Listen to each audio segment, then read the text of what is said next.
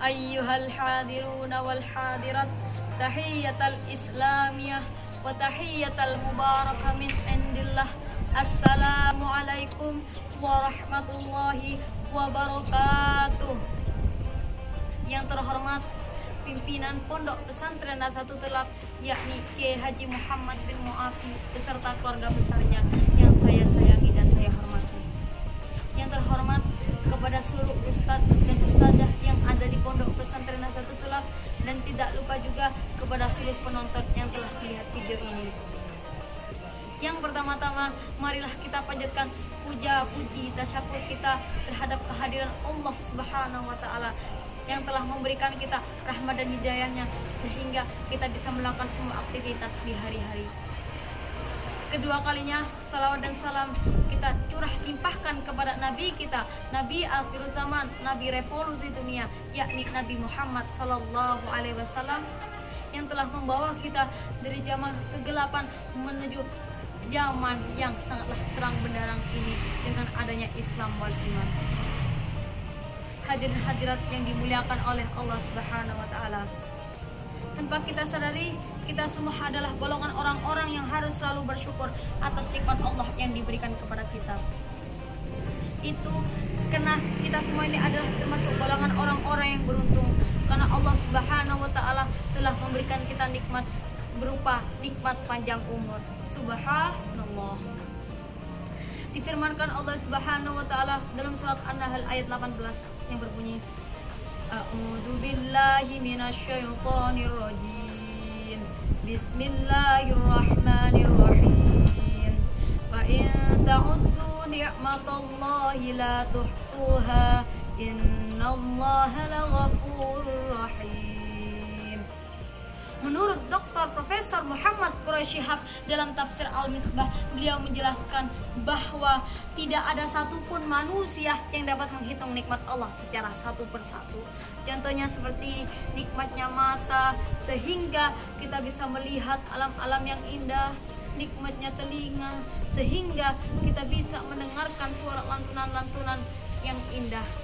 Itu semua adalah nikmat Allah yang diberikan secara gratis tanpa kita harus membayarnya.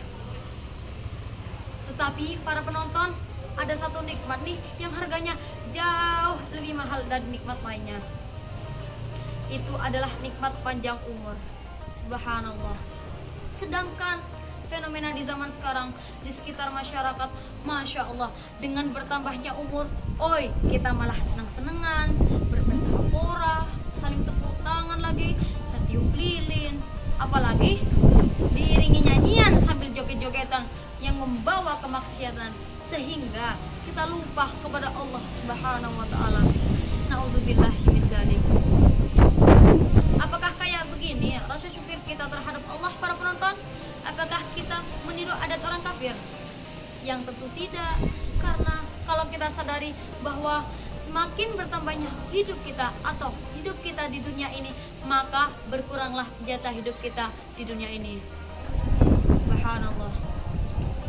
Hadirin yang berbahagia, kalau kita jadi bandai Allah, maka kita harus senantiasa bersyukur kepadanya.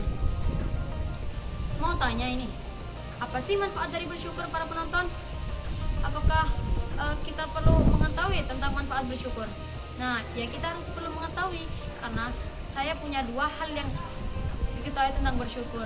Difirmankan dalam Allah dalam surah Ibrahim ayat 7 yang berbunyi, A'udzu billahi minasyaitonir rajim. Bismillahirrahmanirrahim. Wa in syakartum la azidannakum wa la in kafartum inna 'adzabi lasyadid. Kalau kita pandai jadi hamba Allah yang bersyukur, tak rasa terima kasih, maka Allah akan menambahkan nikmat-nikmatnya kepada kita. Tentunya seperti nikmatnya punya harta yang banyak, syukurnya luar biasa, maka Allah akan tambah harta-hartanya kepada kita. Yang kedua, nikmat punya anak, syukurnya luar biasa, maka Allah akan tambah. Apalagi punya istri cantik, soleha, syukurnya luar biasa, maka Allah akan tambah keberkahan dalam rumah tangganya. insya Allah. Ini yang pertama hadirin. Lalu yang kedua difirmankan Allah Subhanahu wa taala dalam surah An-Nisa ayat 149 yang berbunyi, A'udzubillahi minasyaitonirrajim. Bismillahirrahmanirrahim. Ma yaf'alullahu bi'adzabikum in syakartum wa amantum. Allah tidak akan memberikan azab, Allah tidak akan memberikan bencana kalau kita pandai kalau kita pandai jadi hamba Allah yang selalu bersyukur, maka Allah tidak akan memberikan bencana. Contohnya seperti gempa, longsor, banjir di mana-mana. Lebih-lebih musibah yang melanda di seluruh dunia, yakni yang dikenal dengan corona. Sehingga kita dilarang ke sana dan kemari, jaga jarak 1 meter, memakai masker, dan menjaga kesehatan.